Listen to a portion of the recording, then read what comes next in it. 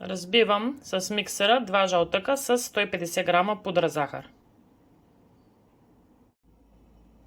Аз ползвам въркалките за тесто. Добавяме 180 грама масло и продължаваме с разбиването.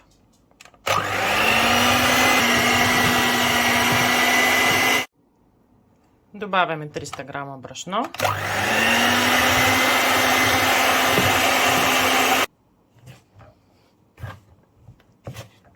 И от продуктчета до тук замесваме тесто.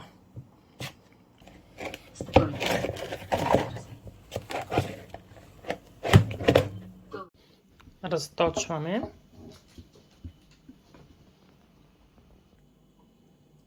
И режем в избрана от нас форма, в случая снежни човеци.